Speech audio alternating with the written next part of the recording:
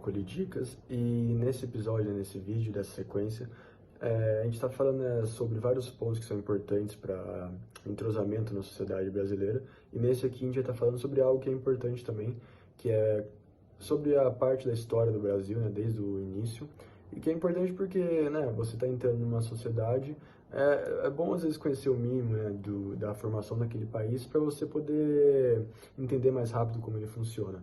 Então, começando, o Brasil foi descoberto em 1500, né, pelos portugueses, e o Brasil já começou, né, com essa junção do encontro dos portugueses com os nativos que moravam aqui, né, que foram, né, invadidos e recebidos pelos portugueses, e muitas vezes, né, de forma não tão pacífica foi esse encontro. Ocorreram coisas que na história a gente vê que foram coisas feitas erradas, né, pelos portugueses contra os próprios nativos que já moravam aqui. E além da junção também, o Brasil é uma junção, né, no início de três povos, né, dos portugueses, dos nativos e dos escravizados africanos que vieram para cá, e que foram, né, traficados por portugueses e vieram parar no Brasil, né, e fizeram parte da formação do país, porque por muitos anos, pela mão de obra escrava, mas eles que tinham toda a mão de obra do país, né, muito por força da escravidão. Em 1554 é fundado o Colégio dos Jesuítas, que deu origem ao povoado de São Paulo de Piratininga. E sobre os jesuítas é importante também ressaltar que foram uma ordem sacerdotal da Igreja Católica que teve muito parte em formação de grande parte do Brasil, porque eles, né, pela ordem deles, o motivo deles era educar as pessoas e catequizar. Então, grande parte do início de fundação de colégios e educação dos nativos, dos indígenas, que eram renegados pelos portugueses, era feito pelos jesuítas. E um deles, que é muito famoso, é o padre José de Anchieta, que foi o primeiro pessoa a fazer um dicionário da língua tupi para o português. Então, ele que traduziu muitas das coisas. E ele é uma figura muito importante para o Brasil, porque ele foi uma dessas pessoas que fundou colégios e ajudou desde lá do início da formação do Brasil, a educar grande parte dos nativos. E daí outra data, em 1560, o povoado é transformado em vila. Em 1600, é fundado o Mosteiro de São Bento. Em 1711, a vila é elevada à categoria de cidade. E nessa época, né, existiam já muitos portugueses, né, no Brasil, e esses portugueses, né, acabando casando com nativos, né, e ocorrendo processos de mestiçagem entre os brasileiros, e se fundavam muitas vilas, né? Não tinha tanta gente, não existiam cidades grandes naquela época ainda, mas existiam muitas vilas. E essas vilas foram aumentando para tamanho de cidades, por exemplo, muito pelos bandeirantes, que adentravam a área, né, mais de mata do Brasil, e iam fundando essas vilas que posteriormente iam se tornando cidades pelo fluxo de comércio e tudo mais. E em 1798 começaram a funcionar as primeiras linhas do Correio Público, do Correio Brasileiro, que funciona até hoje. Em 1827 é fundada a Faculdade de Direito do Largo de São Francisco, que é uma faculdade muito famosa, a faculdade da USP de São Francisco, e muito renomada também, a melhor faculdade de Direito do Brasil até hoje. Em 1842, começa a funcionar o serviço de iluminação com lampiões a gás, que antigamente, né, não existia energia elétrica, então era um processo que precisava ter uma pessoa só para esse trabalho, de toda noite acender esses lampiões nas ruas. Em 1867, é inaugurada a linha de trens que liga Santos a Jundiaí, e essencial para escoar a produção de café, que por muito tempo foi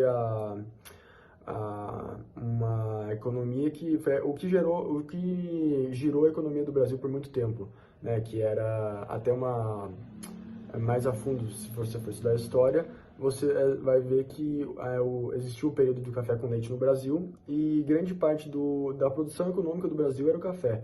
Era muito forte mesmo, principalmente vindo de Minas Gerais, e essa linha de Santos até Jundiaí foi essencial para poder ajudar com esse produto que era muito financiado pelo Brasil.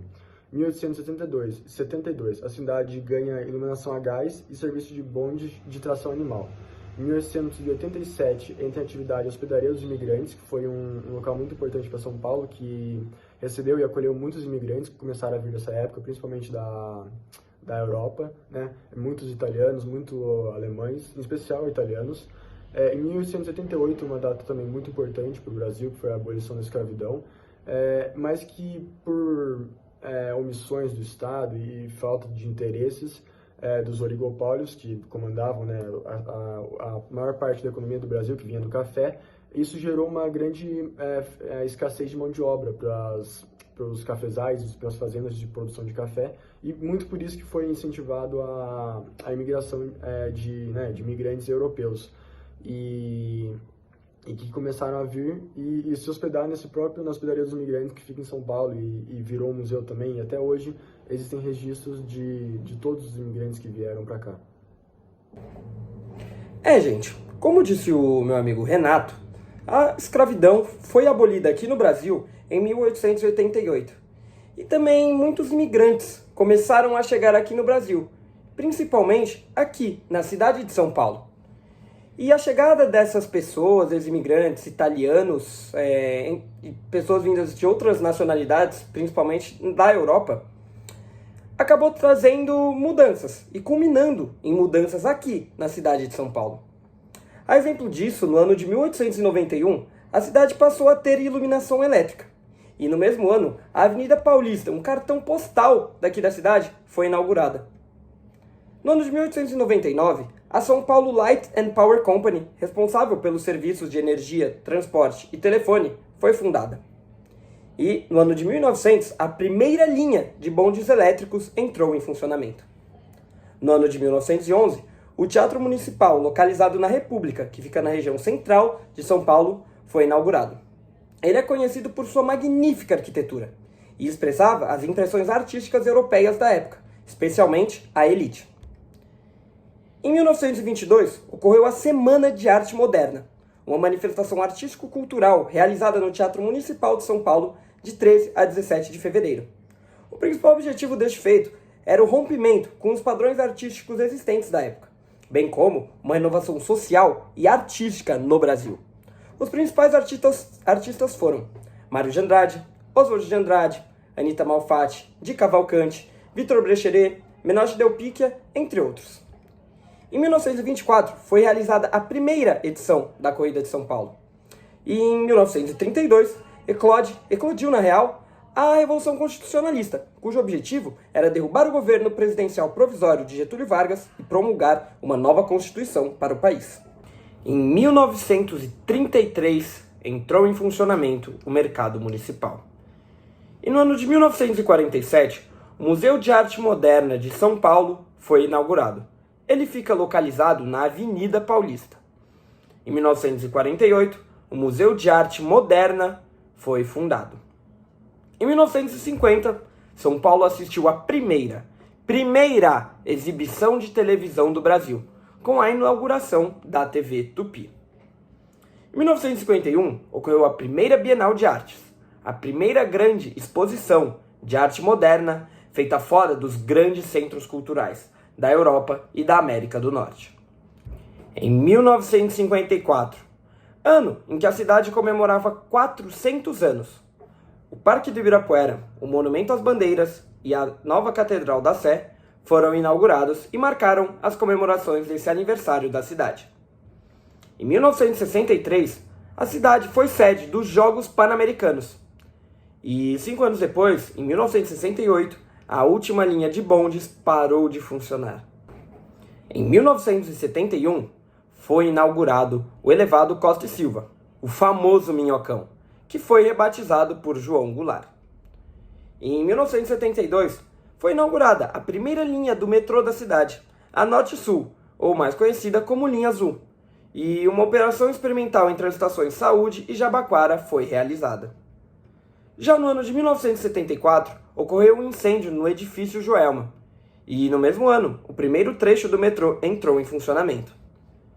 Em 1977, ano em que o país ainda passava pela ditadura militar, a polícia invadiu a Pontifícia Universidade Católica de São Paulo, a PUC de São Paulo, em ação de uma repressão política. Em 1984, a cidade de São Paulo presenciou um dos maiores movimentos pela democracia no Brasil. E o nome desse movimento foi Diretas Já. E foi um comício, foram grandes comícios, na verdade, pelas eleições presidenciais no Brasil. Em 1991, o Sambódromo do Anhembi foi inaugurado. E hoje ele conta com diversos eventos, sendo o principal deles o desfile das escolas de samba, daqui, da cidade de São Paulo. Em 1992, 111 presos foram mortos em uma invasão da casa de detenção pela tropa de choque da Polícia Militar. Em 1996, começou o primeiro rodízio obrigatório de veículos, aqui na cidade de São Paulo. Em 2014, o estádio do Corinthians, em Itaquera, recebeu a abertura da Copa do Mundo de Futebol. Isso foi um grande evento para a cidade e também para o Brasil. Em 2024, falando agora do hoje, de acordo com dados do último censo feito pelo IBGE, São Paulo conta com aproximadamente 11.452.000 habitantes. E aí, vamos juntos entrar na história dessa grande cidade?